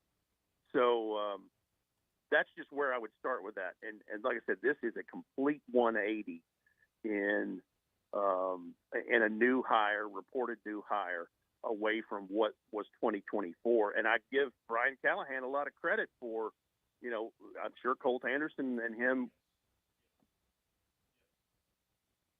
Anyway, somebody's beeping in me. I'm sorry about that. I'm sure that Coach Mack, stop calling. Yeah, exactly. His ears are burning. But anyway, you just look at the change in this, what has been reported, and Brian Callahan, again, that's huge credit to making adjustments to his roster and trying to get things right. But, yeah, Bones Fossil, legit. Well, and okay, so you hinted at this a little bit about with the new general manager and what they did when they didn't in Kansas City, when they didn't like the quarterbacks. And obviously you're getting ready for the Senior Bowl. And for people that do not realize and don't know about this, when I say Rhett and Coach Mack are basically sewn together at the hip for the next 3 months. Like the amount of film prep that these two guys do for the draft, just to do it on Titans radio. Like, they're not doing this for the ESPN or CBS or anything like this. Like, this is just for the Titans radio broadcast. You guys, I know that once the Titans got eliminated, you and Coach Mack started starting to look at this year's draft class. But that first pick, like, I know that you guys haven't went through every position, but we all are sitting here thinking, all right, is this a move back situation? Is there, if it's not a quarterback, is there another player that has a first-round grade that you guys have watched so far? Like, what are you seeing early on in this before you even get down to Mobile for Senior Bowl? Well, first of all, we spent about 4 days of the last 10 really concentrated, and we went and looked at the top 10 at every position, plus all the guys that are going to be at the Senior Bowl. So we've taken a first quick pass, mind you, not deep, but a quick pass at 220 guys. And but I can tell you right now, Abdul Carter is worth the number 1 overall pick if that's the way if you don't have a trade partner to tango with. I also believe Travis Hunter to be that. Anybody else, I think you're going to have to do some convincing, but if you're going to trade out, again, it takes 2 to tango. You would have to have somebody to give you some wealth of riches and trade and draft capital to make that happen. And I certainly think that is on the table. I also think they could take a quarterback, but I don't think they would take one at number 1. I think you would talk about a trade down, and then maybe there's somebody they like there. And this is just gut. I have nothing going on. But Abdul Carter, I mean, did you see what he did in that playoff game? Yes. The playoff games? I mean, he's got one arm and he's just wrecking dude. Yes. So, literally but single-handedly. Yeah, exactly. Literally. I think the other thing that is important, this 2025 Senior Bowl roster is as good as it's been in a long time. Some are touting it the best roster ever. And that's saying a lot. Now, both of the quarterbacks from last night's national championship game will be there. Jackson Dart from Ole Miss is another name you should be paying attention to. And actually, Quinn Ewers he had accepted his invite, but he bowed out after an injury after they were a bump for the playoffs. But and then the underclassmen, the Jim Nagy, the senior director of the Senior Bowl, the executive director, the underclassmen he revealed last week. Oh my gosh! I mean, there's some real guys in this thing, and not just the quarterback position. But yeah, I'm anxiously waiting to go down to Mobile next week and take a look at some of these guys, because there are some impressive guys. There's a right tackle that I like down there already that could be a value pick in late night 2, maybe even day 3. And then, like I said, if you're looking for something, it's going to be there, because this is this is where everybody converges, all the scouting staffs, all the coaching staffs.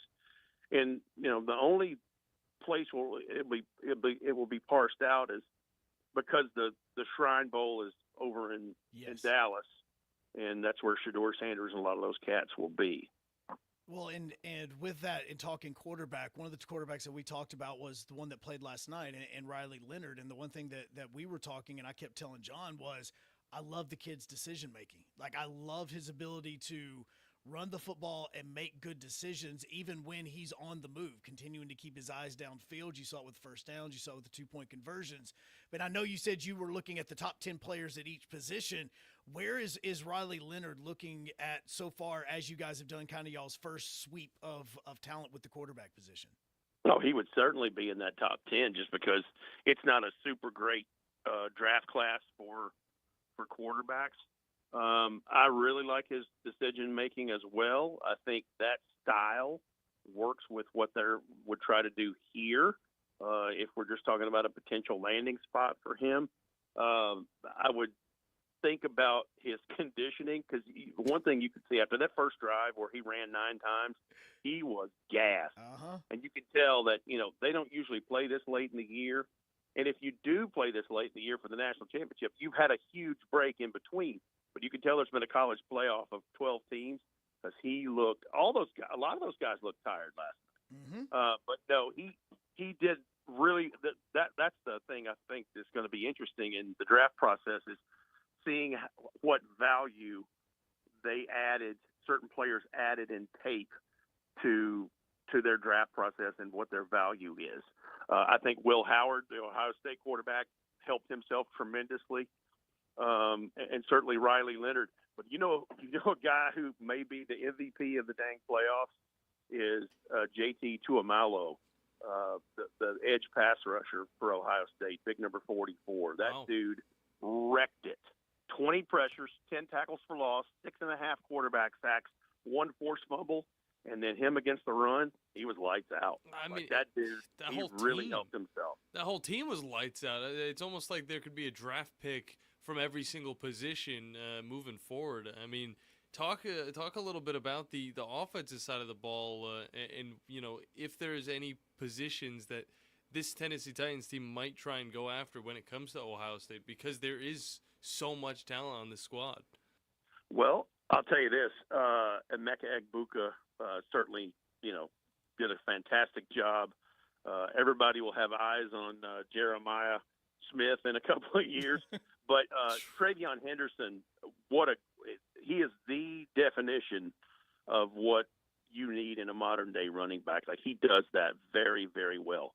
Now, the thing about that is, when you see him and Quinshon Judkins last night, that's the reason why you don't need to draft a running back in the first round.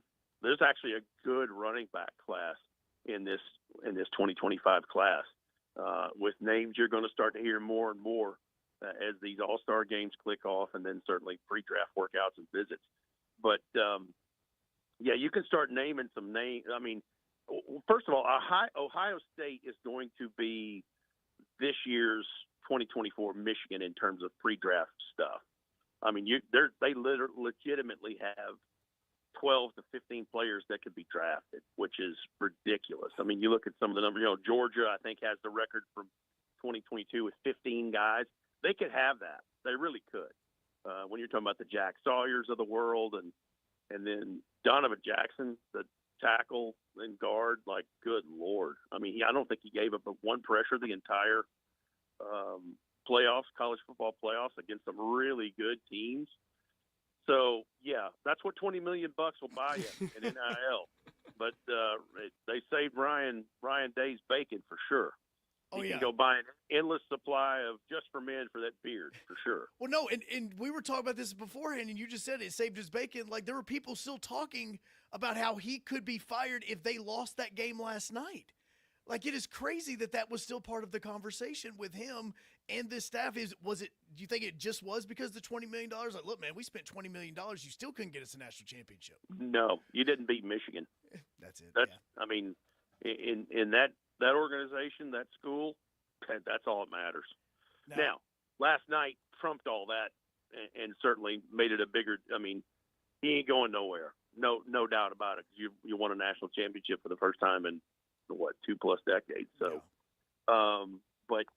but anyway, yeah, it is crazy to think that was still being talked about. But yeah, you don't beat Michigan. There's one game on the schedule you've got to do if you're the head coach of Michigan or Ohio State. That's just what that's always been. Well, and we know that he's probably either going to be at the Shrine Bowl or he's going to be at the Senior Bowl, and we know that you guys are going to be down there because Titans Radio always heads down there. You're going to be a man short, and you and I have talked about this. You could call it that. A man. I mean, good Lord. And this was something that we've all talked about here because I kept saying, like, you and I were texting, and I was like, this is such a massive move that Mike Keith has made to go from the Titans back over to Knoxville, because I don't think a lot of people understand the day-to-day stuff that Mike did. But before all of that, I mean, you and I have talked off the air about it. It's like, this is a man, like, how long have you and Mike worked together? Since 1998. 1998, and all this time you guys you've traveled together, you've worked together, every single Sunday you've been in the booth together. Like, for you, 539 Titans games with him. For you, with that, the 539 every single Titans game he's been a part of, when you heard the news and as the following minutes and hours kind of started happening, what was going through your mind all of this time? I can't say that here without getting an FCC violation. I don't want to get you guys fined. I appreciate that. But it was definitely an you-know-what moment. I mean, listen, when Bob Kessling announced that he was going to be retiring at the end of the, basketball season back in the fall, we all thought, okay, this is a good possibility. But you got a job to do. And so we continued through an abysmal Titan season, and so much was happening, and how it did so poorly. And then Rand Carthon's news drops, and I honestly wasn't even really thinking about it. And then Mike comes and talks to me, and I was like, oh, no. Oh, my. Now, it's the literal definition of bittersweet. I mean, listen, I couldn't be happier for him. And he will crush it in Knoxville. He will absolutely crush it. I have zero doubt about that. But selfishly, I'm like, oh, my goodness, what are we going to do? And those questions have yet to be answered. So we are, Amy Wells, Ramon Foster, Coach Mack, and myself are picking up the pieces, and we're going to keep going because the show must go on. The Senior Bowl's next week, the Combine a month after that, free agency. I mean, everything's there. So somebody's got to put it together, and we have to continue to move forward. That is a massive, massive hole to fill.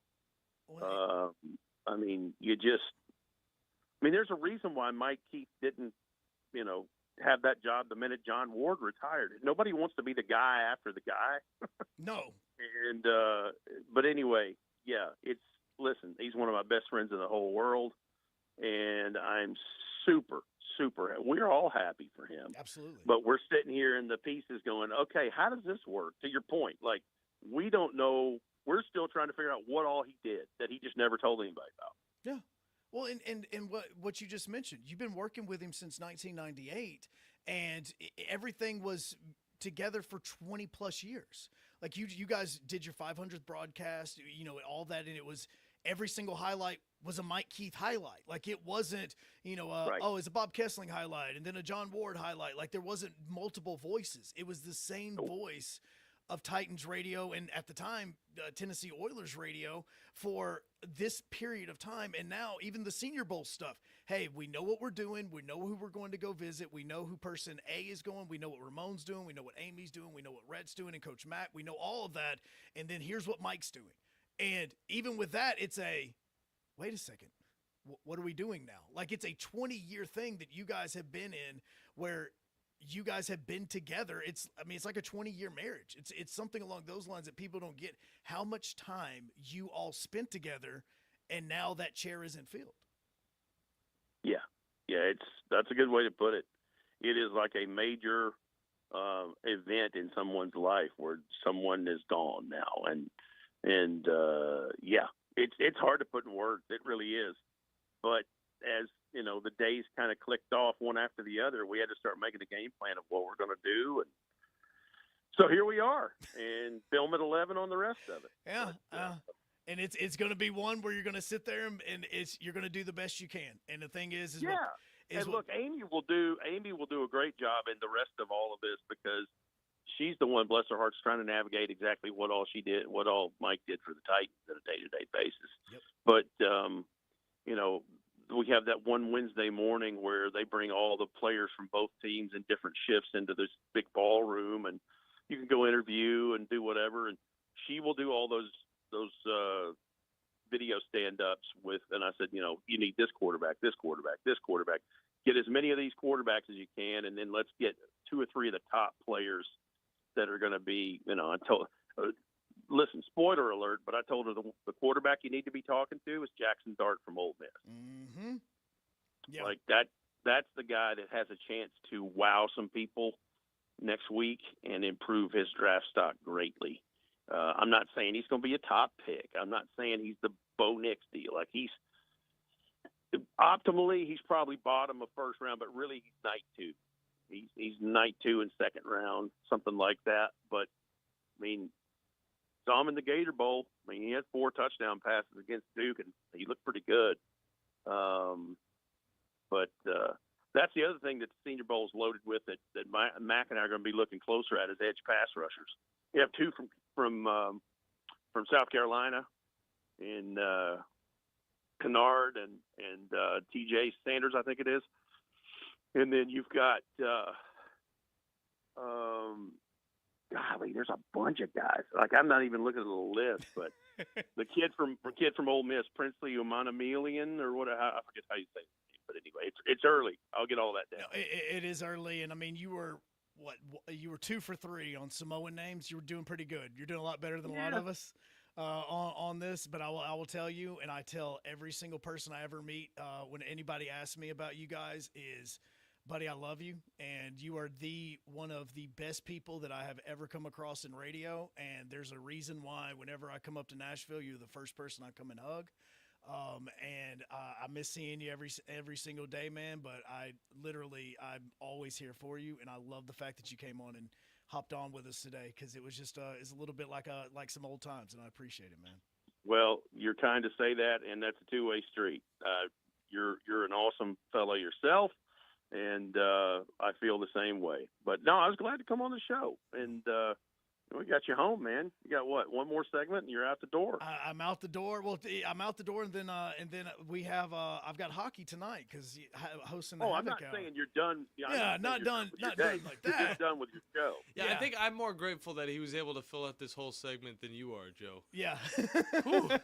But Red, I will let you know that for anybody else that's listening, and if you're ever watching on WZZN TV, every bit of the wrestling gear that I now own is because of Rhett Bryan and because he gave me a gift card to the WWE store. So, Rhett, I love you, bro. And we may or may not want to talk to you and Coach Mack again after the Senior Bowl because you're going to have a little bit more information. So this isn't like it's going to be the only time I get you on over the course of the next 3 months. Yeah, I'm sure we'll revisit for sure. Absolutely. Well, love you too, Hunk. Hey, love you, bro. See you. Talk to you later, man. All right. That is Rhett Bryan of Titans Radio. You have no clue. If there was one person in Nashville that I probably talked to the most day in and day out, it was that man right there. Why do you think I let you talk the whole time? I was free to let you do whatever it was, but see what the chill. kind of stuff that we have. But and again, you can tell. Like even last night while we were talking, texting back and forth, I was like, hey, I want to ask you about the new GM and stuff. He's like, yeah. And he goes, and we can talk about Mike too. And I'm sitting here thinking to myself, like, I know how much this sucks, but it is also amazing because when we were on the air and this stuff happened, I mean, the first person I told you is you make Mike Keith tell you no. But at the same time, when the news came out that it was Mike Keith, you guys saw my reaction. Just go back and watch on WZZN TV. Yeah. I mean, I literally, my face went white because I couldn't believe that it was actually happening because this is somebody that Rhett and you can go back and even Coach Mack and Amy Wells and now Ramon Foster, day in, day out, every single day of the year, you were with. And now he's in Knoxville, and it seriously is like a massive hole in your lineup that you're trying to figure out. It really is. But they're going to do it. They're going to be amazing, and we're going to continue to keep up, especially even with the Titans as well as everything else, because I promise you they can talk about every single player that is coming up in the NFL draft just off the fly. You heard what Rhett can do. that's the kind of stuff that him and Coach Mack are going to be doing all the way up to the NFL draft. When we come back, we got a little bit more time for some of your phone calls, 256-576-977, as we continue on the Blitz on 97.7 ESPN The Zone. The state's largest orthopedic group is growing to meet the needs of the patients in our community. The Orthopedic Center has long been the most trusted name in orthopedics in North Alabama. So as our area continues on the fast track, so does the need for premier orthopedic care anywhere and anytime you need it. TOC is proud to announce the opening of our new locations in Albertville and Hampton Cove, along with the grand opening of our newest office in Decatur. These clinics will offer the same high-quality orthopedic care you have come to associate with TOC, with the convenience of being closer to home. As a patient, your time is your most precious asset, and we recognize that at TOC. That's why we are also proud to announce the opening of our urgent ortho clinics to handle those bumps and bruises that need prompt attention. These clinics are available to care for acute orthopedic injuries with no appointment necessary. With 38 physicians, 20 centers of excellence, and now more than a dozen locations to serve you, TOC will continue to be the name you turn to for the best orthopedic care at the right time. Visit our website at visittoc.com for more information. TOC, helping you live a better life. Hey folks, this is Arthur Seaton, managing partner at University Kia, proudly saying Roll Tide and War Eagle. Stop into University Kia today and shop one of the area's largest selection of new Kias, including Fortes, Seltos, Telluride, and Popular Carnival, and fully electric EV6. View all the great specials at universitykia.com and get pre-approved in minutes so you can drive home your new Kia you really want, because we want to see you in a University Kia. You'll love the expanded wine selection at Liquor Express. From special occasion to everyday table wines, they've got what you need. Meet your friends at the largest tap wall in Alabama with 105 rotating selections. Then take home a growler full of your favorite or choose from our 1,000 canned or bottled beers. Need help stocking your bar or planning your party? Liquor Express has a knowledgeable, professional in-house staff that can assist you with anything from your bar to the planning of your special event. Visit liquorexpress.net for tasting specials, giveaways, and classes. The company is Eagle Masonry and Insulation, but did you know they're also Eagle Landscaping and Dirt Work? Eagle can take care of all your landscaping needs, including irrigation, sod work, and planting, both plants and trees. On the dirt work side, Eagle can grade and build your pads, haul dirt in or out, and even do erosion control. Philip Love and his team can do it all for you. The website is the same, insulatewitheagle.com, as is the phone number, 256-755-1556. Give them a call and see what Eagle can do for you. Eagle saves you time. Eagle saves you money. This is Steve Moulton from 97.7 ESPN The Zone with my friend Brandon Pilcher from Pilcher's Appraisals. Brandon, what exactly do you do? Steve, I'm an appraiser. I can value a property for you if you're potentially going to sell, and that valuation could also be used to help you with your property taxes. Thanks, Brandon. Brandon is licensed in Tennessee, Alabama, and Georgia. You can contact him at 706-936-3766. Call or text. From Coleman to Fayetteville and all points in between. Son, pull the hammer back. Smokey's coming at you in a plain white wrapper. 97.7 ESPN, The Zone.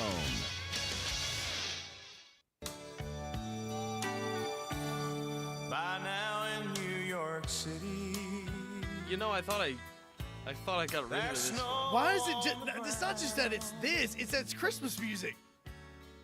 You know we gotta have one a day. No, we don't. It's usually the way we finish out the show. Welcome back in to the Blitz. John Abraham, Joe Hunk. A very interesting episode of the Morning Blitz. One of us is asleep. The other one is jacked up on amino. It's kind of been it's been a crazy day. You've got Alabama and Vandy coming up tonight. Pregame is going to start at 5 o'clock. Tip-off is at 6. That is on 97.7 ESPN The Zone. You also have coming up on Talk Radio, Hazel Green, the number 2 team in 6A, is traveling down to play the number 1 team in 1A in Spring Garden. That is going to be tipping off at 6 o'clock as well. You'll have Steve Moulton, Scott Tyson on the call for that over on Talk Radio. And then on WZZN TV, we have the Havoc Hour happening at 6 o'clock as well, as John and myself will be at Zambrewski's for that, as the Havoc finish up the weekend 2-1 after the 3 straight games outside of the Sunday one that they played on Friday, Saturday, and Monday, taking 2 from Macon and then losing yesterday afternoon down in Birmingham. I had a request. Brandon called in. He said there's snow on the beach and none on the mountain. It's windy in Chicago. That's not a shocker. Call that a Wednesday. It's the simplest thing ever right there. It's just, that was just the perfect drop. Good this job. song right next to Grandma Got Ran Over by the Reindeer. No. Those are the 2 best Christmas songs ever. Let's just finish this up with phone call. We got Jeff from the Borough. Yeah. How's it going, sir?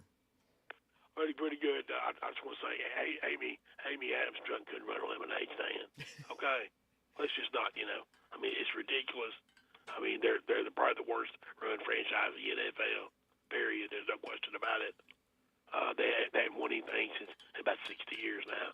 They've won a few AFL titles back in the day. That's about all. About like the Lions win 15 games and crud out, All right, guys, just stay up here. They should trade that line and put a kitten on their helmet. They're so bad. The lion logo with the 2 next to it. Could you get a draft pick for that line? Take the line off, put a kitten on there. But what I was saying, guys, did y'all see? I know y'all didn't see the dog race yesterday. Trump wanted to put the flags to full staff. Jimmy Carter died. He had to be honored 30 days. You sure what happened about that? No, what happened? What happened? They tried to put it up to the full staff. They couldn't do it. The cords were froze to the pole. The cold. They couldn't do it. The weather had a different idea. Yeah, weathers are stupid because they're dumb. But I would say, first of all, about college football, they're not going to reduce the season. No. Okay, this is ridiculous. I mean, what is this fool? They're not going to reduce it. You people want it. You'd want it 24/7, Mr. Hunk Skunk. You want it all day long and have a one week off season and get right back to it. That's what you want. You don't want no off season. You don't want the off season. And now it's going to be spring practice, 6 or 8 weeks. They know as far as the NFL takes them, back in the day they had 14 games. They went 16, 17. The next time they expand, they'll probably go to 20. What all the players should do when they do that, every one of them should walk out. Say blankety blank, I ain't doing it. Every one of them should walk out and go on strike. Yeah. Period. Yeah. Appreciate it. Screw them. Yeah. Appreciate it. I know it's what you want though. You want football 24. Like I told you two. You two would watch babies in diapers play football. So y'all have a good day. And college football's over, babe. It's a sad day for you two, but darling, it's all over. Thank you, brother. College football Saturday. We see y'all. Yep. All right. Technically, we haven't had a college football Saturday in a few weeks. Whew, I think that's the sad part, is it? We got 15 seconds. I'm honestly happy that the season wrapped up, and now I can just focus on the NFL. And Havoc Hour. And then on top of that, college basketball. But yes, Havoc Hour tonight. 6 o'clock. We will see you at Zambrewski's. Zip. Are you tired of power outages disrupting your life? It's time for a Generac standby generator from Current Electrical. Storms may rage outside, but inside your family's powered up. So why choose Current Electrical for your generator needs? 1, we offer a wide range of models to suit every budget